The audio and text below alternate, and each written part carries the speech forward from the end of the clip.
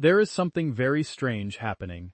Male loneliness is slowly becoming a silent crisis in the United States. 1 in 4 men between the ages of 15 and 34 admit that they often struggle with loneliness. But the important point is that this loneliness is not always easy to see. They still go to school, they still go to work, they still laugh, talk, and show up in front of other people as if everything is fine. So what is really going on? How can millions of men feel lonely in a time when people can connect with each other with just one tap?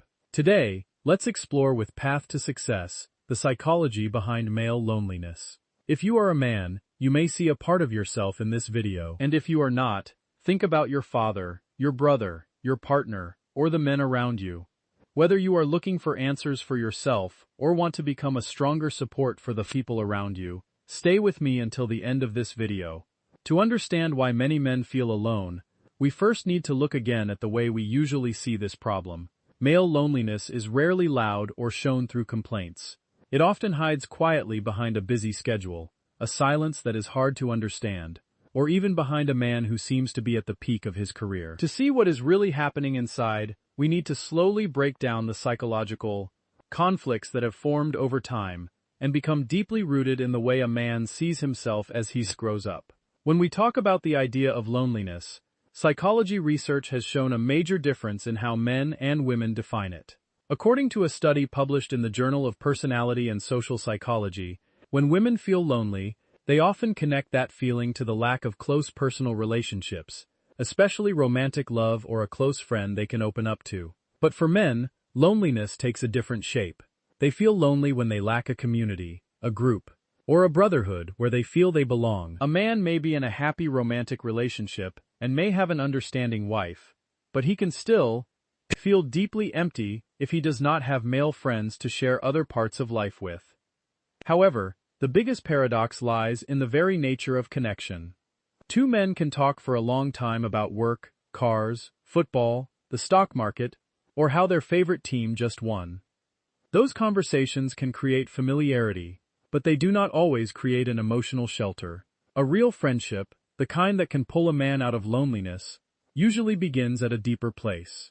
It begins when one person trusts the other enough to say, "I'm exhausted, I'm scared about," or "I really don't know what to do next." When 2 people are willing to be honest about their weaknesses, that is when they truly find a strong connection with each other. But for men, this goes completely against what society has programmed them to believe. Since they were little boys, they have been shaped by an invisible model of masculinity. Being a man means being tough, not crying, not being afraid, being a strong support for others, and always solving every problem on their own. Weakness is treated like failure. Men are not allowed to be a crybaby in front of other men. This social belief forces them to put on a very perfect psychological mask whenever they step outside. This mask helps them survive. It helps them move forward at work. It helps them keep their pride, but at the same time, it also becomes a soundproof wall that traps them, and so they get stuck in a very painful loop.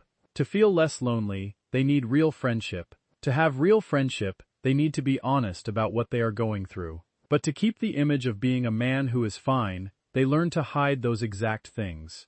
As a result, they may have dozens of social connections, but not one person they can call at 2 a.m.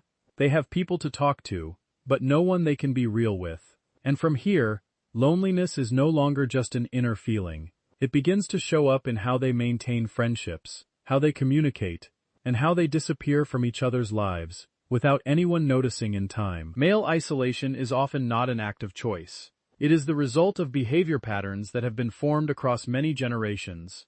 To understand this clearly, we need to look at 2 main barriers that hold men back from connecting. Barrier 1. Passiveness in maintaining connection. Looking back, most men find it easiest to make friends when they are still in school. That is the stage when the environment naturally creates chances to connect. From classrooms and lecture halls to group activities, at that age, we do not need to put in too much effort to have friends because we see each other and do things together every day. But the turning point comes when adulthood begins. There is no clear moment when the friendship ends. The messages just become less frequent. Plans get delayed. Everyone becomes busier on the weekend. One person moves to another state. One person gets married. One person starts working remotely. Then one day he realizes he still has many names in his contacts. But when life hits rock bottom, he does not know who to call. Hesitation and fear of rejection make him choose silence, and slowly he falls into isolation without even realizing it. Barrier 2. Differences in communication style. Studies in behavioral psychology have pointed out something very interesting. Women are often more comfortable with face-to-face communication. Two women can sit across from each other in a coffee shop, look directly into each other's eyes, and talk for hours. Eye contact can help them release oxytocin, the hormone linked to bonding. In contrast, for many men, being placed in a situation where they have to sit across from someone at an empty table and talk about feelings can feel uncomfortable and stressful. A direct stare can accidentally create an atmosphere that feels like an interrogation or a confrontation instead of relaxation. That is why most men often feel more natural when they interact side by side. Their common habit is to focus together on a third object or a shared goal in front of them. They look at a screen while playing games, look out at a lake while fishing, look at the TV while watching football, or look down at the engine of a car they are fixing. When the pressure to keep eye contact disappears, they become much more comfortable. The most honest things men say often come out most naturally when their eyes are both looking at something else. However, in modern life, as in-person meetings are slowly replaced by online messages, men are taking away from themselves the real-life side-by-side experiences that are actually the most natural environment for them to open up. And when they cannot find connection in the real world, they start looking for another shelter. But unfortunately, that shelter becomes a trap. We are living in a time when a man's value is often placed on a scale and measured in a very harsh way. The core factor that shapes a man's self-esteem is his ability to provide and his job security. In an unstable economy, unemployment, loss of direction, or simply earning less than friends of the same age can hit a man's mind very hard.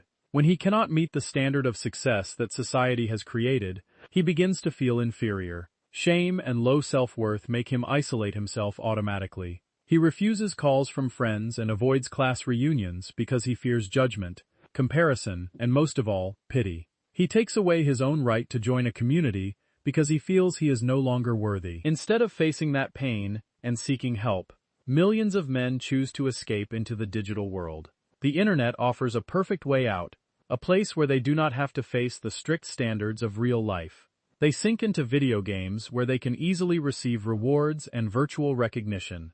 They turn to pornography as a replacement for real physical closeness. They consume social media content or follow influencers to experience the feeling of having virtual friends. Even popular culture helps romanticize this loneliness.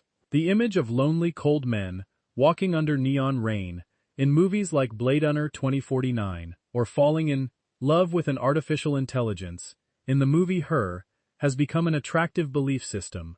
For men, they see themselves in that quiet and tragic feeling. Instead of trying to get out, they begin to see loneliness as a badge of strength, a silent sacrifice made by lone wolves. But this is an extremely dangerous psychological trap. Social media and the internet provide short-term dopamine, creating the illusion that they are connected. But when the screen turns off, reality feels even emptier. Not only that, these platforms constantly show images of other men who seem richer, more muscular, and more fulfilled in life. Instead of easing the pain, the virtual world becomes a hidden battlefield where each login reminds a man that he is losing. When resentment towards society combines with isolation, it creates a toxic spiral that pulls him further and further away from the light of real connection.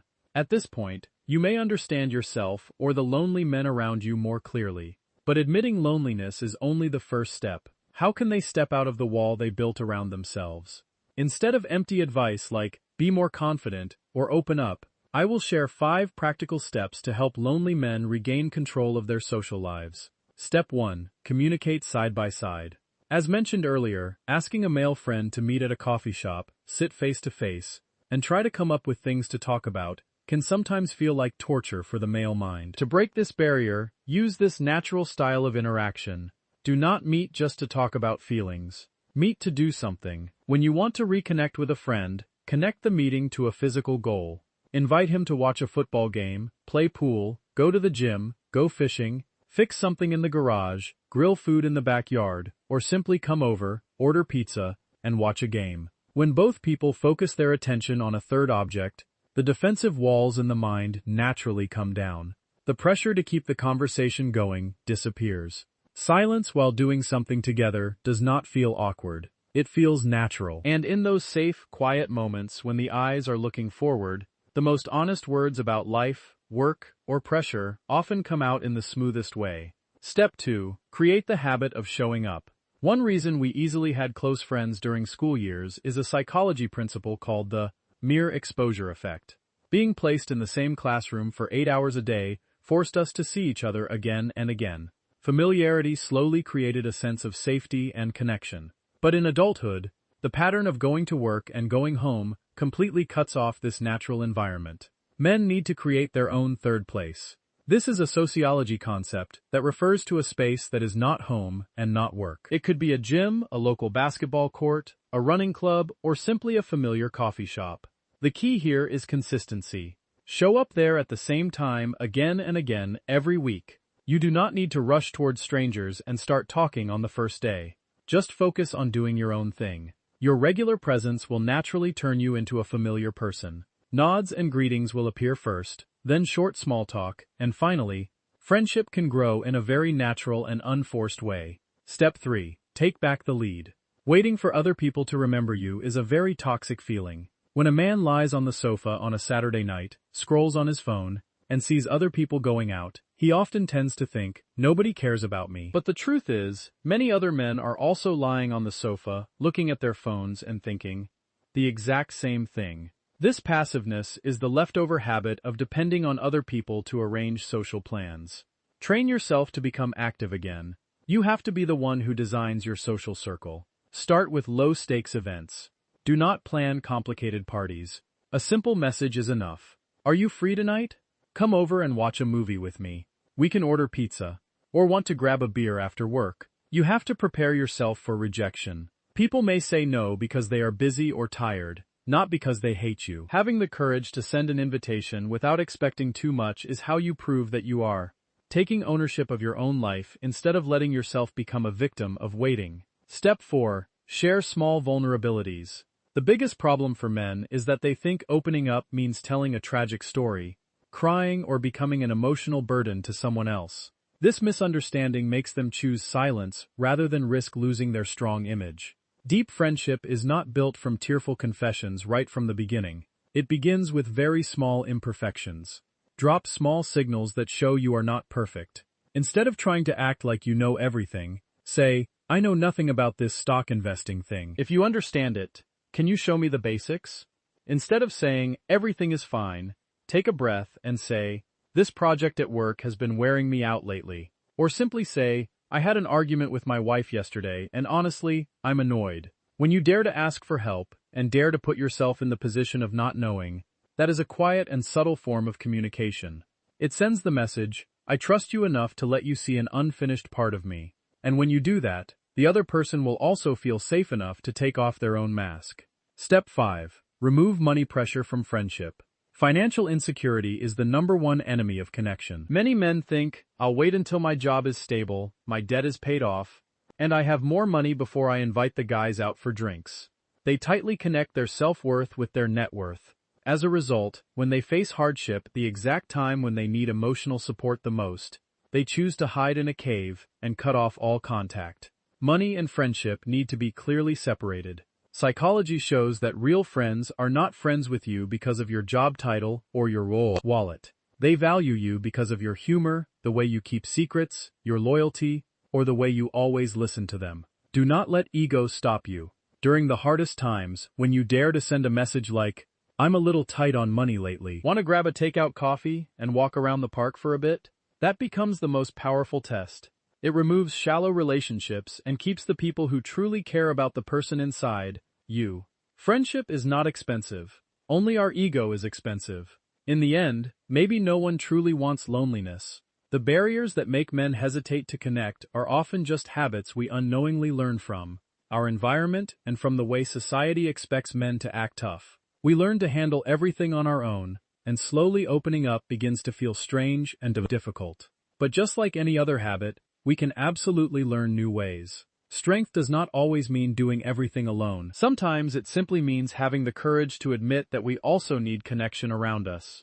Change can begin with very small things: a message, an invitation to eat, or simply allowing yourself to show imperfection in front of a friend you trust. If this video helps you look at your own experience again, or understand the people you love more deeply, please share your thoughts in the comments. Your stories are how we create a more open and honest community together. Don't forget to subscribe so we can continue this journey of understanding psychology together.